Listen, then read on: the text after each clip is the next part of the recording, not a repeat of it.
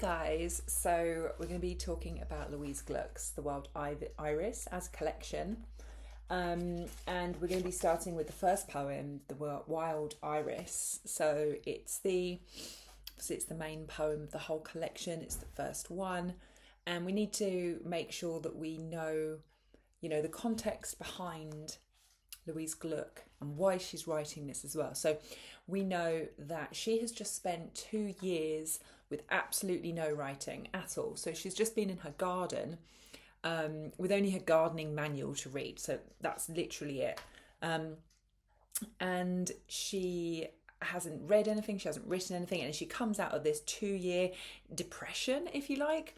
And she writes this collection in about 6 weeks that then goes on to win the Nobel Prize in Poetry. So it's pretty impressive.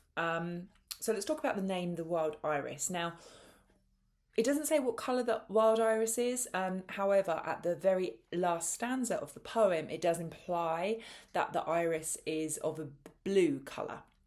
Now, all irises have different meanings. Majority of it's kind of similar, but the blue one in particular means symbolises faith and hope. So we've got this instant, if we know our flowers, that is, we've got this instant information that this poem is going to have faith in it and hope. And the other thing that we need to know about Louise Gluck is that while she herself isn't necessarily religious, she was brought up studying religion. She is of Jewish heritage, and her parents were Jewish, and she studied the Bible.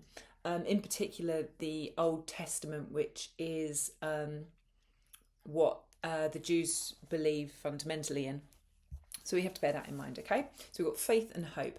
So the wild iris not only does it represent faith and hope, but it is perennial. So it comes around every year. It never dies, effectively. And it's wild, and that's in the title as well. There's nothing cultivated about it. It's very free. It's wild. So that's the title. That's the information that we are given just from the title. Okay. So the opening lines are incredibly confident and mysterious. Really great opening statement here. Just 2-line stanza. At the end of my suffering, there was a door. Now, knowing the collection, because we're going to be speaking about these poems as a collection, so we know that there is another poem that is literally in the middle of this collection called The Doorway. And this doorway represents the crossing, the transitional moment, transformation, okay, from one side to another. And it really sums it up perfectly in the poem The Doorway, where it says, if I can find it, the doorway, before the appearance of the gift, before possession. And that's interesting because that's also a 2-line stanza that comes at the end of the doorway, and it kind of echoes the first 2 lines. At the end of my suffering, there was a door. Before the appearance of the gift, before possession. And so it's this idea of this transitional moment that's never going to happen again. And it's full of hope. There's so much hope there. It's like, you know that the gift is there, but you haven't opened it yet. So it's not yours. It's not your moment yet, but the hope is there. And it's full of possibilities. It's totally exciting. And it's really positive because you don't know what that present is, basically. So there's a lot of hope in these 2 first lines. But we also have to understand it is quite mysterious. It carries on. Hear me out. That which you call death, I remember. And that's really mysterious. Like, who is this first person? Now, we know that from the collection, we know that if the poems are named after a plant, then it's the plant speaking. So we've got the speaker is the wild iris, all right? So we know that this is the wild iris saying, hear me out. That which you call death, I remember. This is quite an urgent phrase, and because we've got a caesura in the middle of it, so we've got hear me out, and then we've got this colon, and it makes us really stop and listen. And that's what the iris wants us to do in that. It's saying, whoa, no, don't carry on doing anything, just stop, hear me out. that which you call death, I remember. And that's totally mysterious because death isn't something that we remember. So it's not accessible for humanity. Okay, it's not accessible. This phrase doesn't make sense. It's nonsensical. All right. And we've got this very transformative journey over the rest of the poem. We've got the pine shifting. The word shifting as well really emphasizes this idea of change and transformation. And stanza 3 is quite dark. We've got then nothing with another full stop or period in that line, in the second line of the third stanza. So we've got another caesura, and again, it's really quite ominous. We've got an ominous sound here. It's quite dark. Then nothing. The weak sun flickered over the dry surface. It gives impressions of imminent death. Like it really is quite, and it carries on with this horrific imagery. It is terrible to survive as consciousness buried in the dark earth, and that really gives us really quite horrific images of, you know, this idea of being buried alive. And that's what effectively happened. That's what the wild iris is saying. Well, this happens to me every time. But then it goes on, and it's kind of trying to reassure humanity that actually it's okay. Then it was over. Another caesura. The caesuras are really powerful in this poem, as is the enjambment, but certainly the caesuras, both caesuras and enjambment are really quite characteristic of Gluck's poetry. And certainly in other poems, the enjambment is really quite significant. I feel like the caesura in this one certainly is definitely something to pick up on and write about in your exam if you are asked to write about this. The caesura in this poem really is quite authoritative sounding. It makes you want to stop and just listen to what this wild iris has to say. And this tone of authority, therefore, it gives a commanding feel, and it feels like the iris is trying to teach us something. And that's reassuring, especially because it is about death, and it's basically saying, don't worry about it. Then it was over. That which you fear, being a soul and unable to speak, ending abruptly. And it's like, yeah, that is humanity's biggest fit. Dying is humanity's biggest fit. And the wild iris is here to say, no, don't worry. It's not as it seems. It's not nothing. Nothing doesn't happen when you die. And it's a bit of a paradox because ultimately there's loads of personification in this. Again, another characteristic of Gluck's poetry, especially when the poem is titled after a plant. So it gets personified, and actually it's paradoxical because it's at its most personified when it's trying to persuade humans to think in a non-human way. So the plant is trying to persuade us that when we die, it'll all go blank, but then you will be reborn. Okay, so that's what it's trying to tell us and reassure us. And then it carries on. You who do not remember passage from the other world, I tell you I could speak again.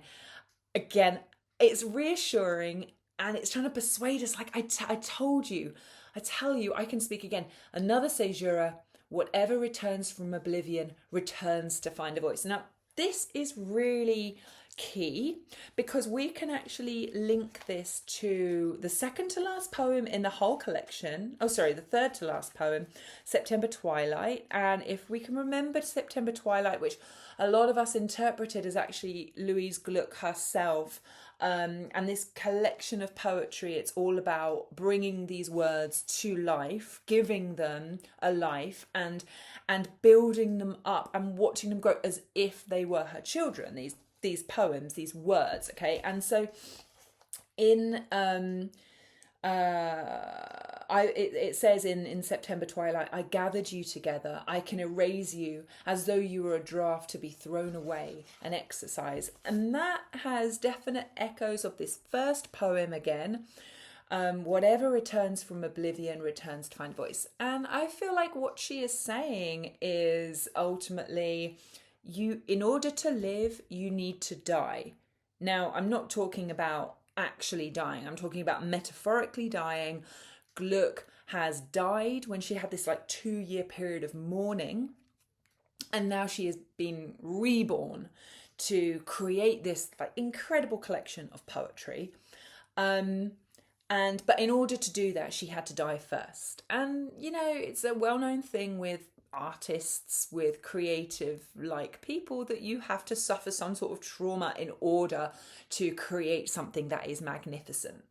And I feel like Louise Gluck here has really summed that up. Whatever returns from oblivion returns to find voice. Like, I just think that's magical, whether it is artwork, whether it is poetry, whether it is book writing, it doesn't matter. You have a different voice. You had one before, but this is a transformation because you have died. Okay. It carries on. The final stanza is some beautiful imagery here, and it's got this this picture of a great fountain. So again, we've got that image of the cyclical nature of the fountain, deep blue shadows on azure seawater, and remember, that's why we can kind of assume that the wild iris is of the blue variety, therefore symbolizing faith and hope.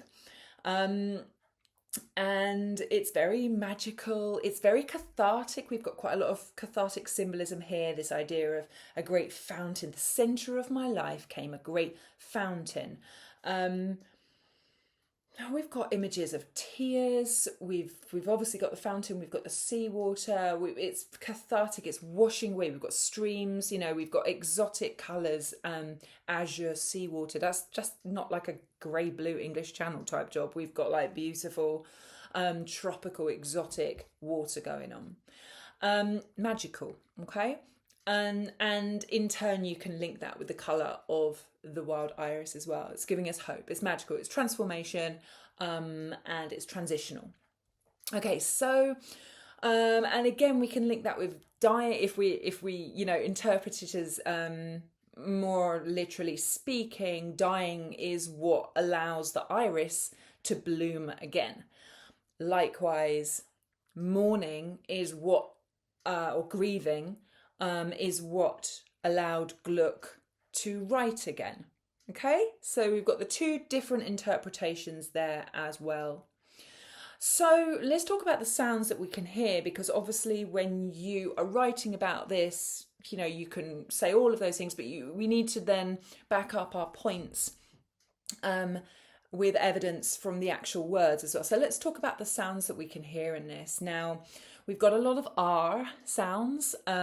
Now, bear with me on this, but throughout this poem, one of the main sounds, whether it is subconscious, you subconsciously hear it, whether you really notice the R sounds, at the end of my suffering, I remember, dry, surface, terrible, buried, abruptly, we've got remember again, returns, repeated as well there.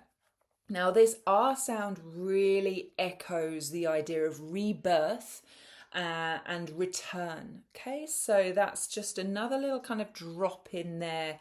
The R, this poem is about rebirth. Likewise, in the very last stanza, it's really musical actually. The R suddenly isn't there as much anymore, but what we do have, we've got assonance, consonants and sibilants all together in this last stanza to provide musicality. So we've already got really rich imagery in this last stanza, but then we've also got the three sounds as well. So we've got my life came a great fountain, shadows on azure seawater, that being the sibilants. I've got the so with that in mind, that again adds, like I said, it adds to the musicality. It's rich, really rich magical sounds in there as well. What else? Similarly, with the actual stanza structure, it starts small. The first stanza is 2 lines. The last stanza is 3 lines. But in the middle, we've got a real swell of the stanza. And that could represent this idea of the iris kind of, starting small and then expanding on its life and then dying again. So whilst there is no rhyme and there is no rhythm, which again is characteristic of Gluck's poetry, and that can absolutely represent the wildness, the authentic, organic approach of her writing, symbolizing the garden and nature. But there has been attention paid to the actual length of the stanzas, and I believe that symbolizes this idea of being born, living, and then dying as well. Okay, so that is the Wild Iris, and it is the titular poem. So it is important to keep returning to this poem. I feel like you could refer to this poem as a link with all other poems in this collection. So it's one that you really want to know well. Okay, all right.